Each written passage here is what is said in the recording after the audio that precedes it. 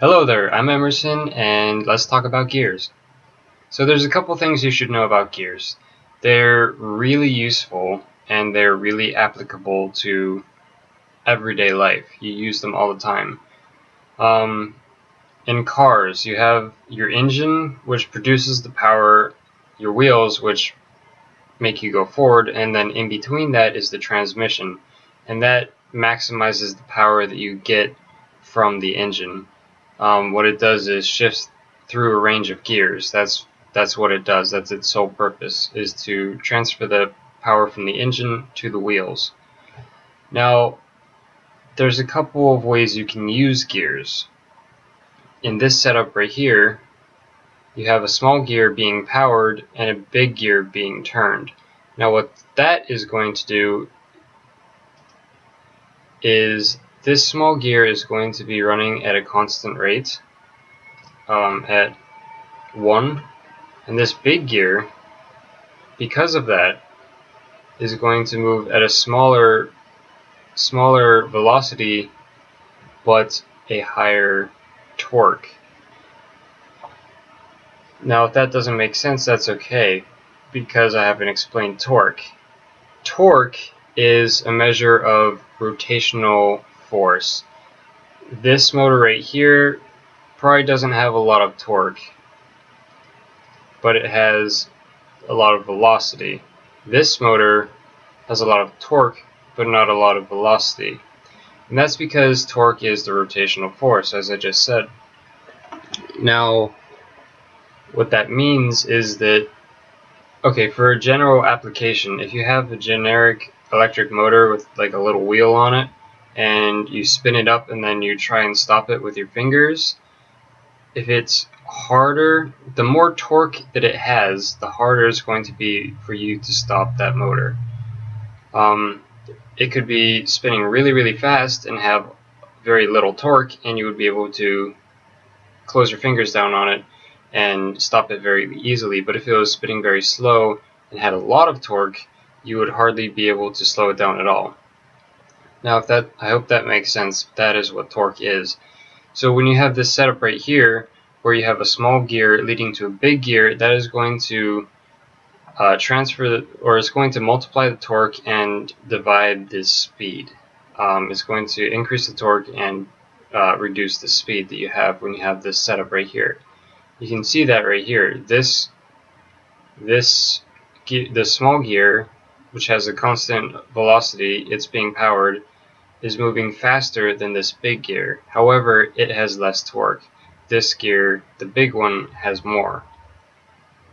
That's one application.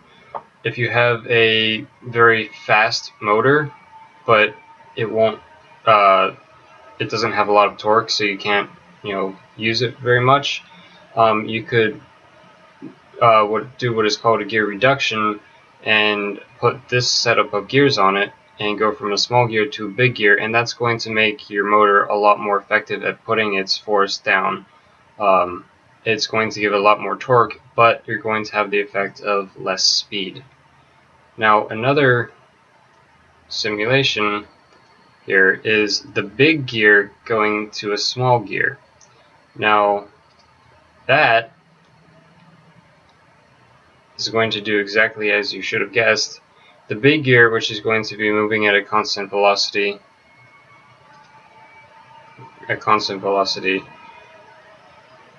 is going to transfer all of its energy to the small gear, and that small gear is going to go really freaking fast. Now, that's because there are way more teeth on this one than there are on this one, so this one's going to cycle through the teeth a lot faster and make it spin faster.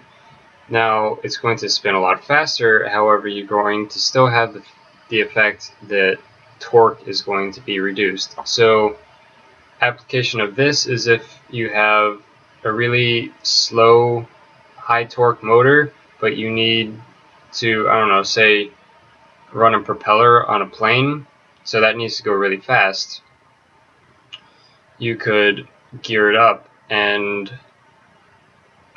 put a big gear on the motor and then a small gear on the shaft, on the propeller shaft, so that what you'd have is a relatively low torque propeller spinning, but a really high speed, which is what you want.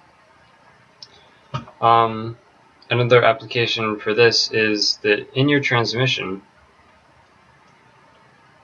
first you would start out with this, so that you can, when you start out your car, you shift through several gears, and if you use a manual, you have to do that yourself, and if you drive an automatic, the car does it for you. But it'll start out in a gear system like this.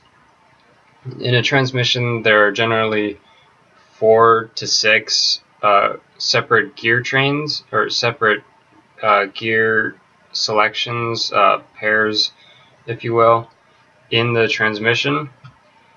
So it'll start out in a small to big gear, so you get a lot of torque off the line so you can accelerate quickly, and then it'll move through a range of gears until it'll come to something more like this, where you don't need the torque because you're driving on the highway or something like that, and you don't need to accelerate quickly, but you want to be efficient.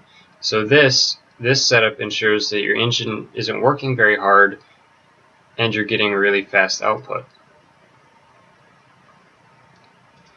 Now, another example of how the torque works is if you have this small gear rotating at a constant velocity of 1 and it goes to a big gear, you would say, oh, that'll increase the torque and decrease the velocity, and you'd be right. But then if you wanted to do this again the opposite way, with the big gear going to the small gear, it should cancel it out, right? Right, it does. The torques cancel out, the velocities cancel out, and you end up with the same effect. So you could change this gear to any size that you want and still going to have the exact same effect if you put it on another gear of the same size.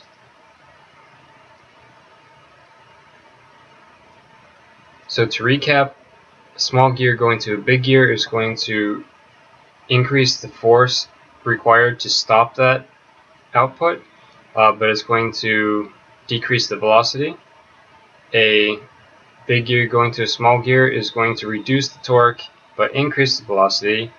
And if you have a small gear to a big gear to a small gear, or a big gear to a small gear to a big gear, they're going to cancel out.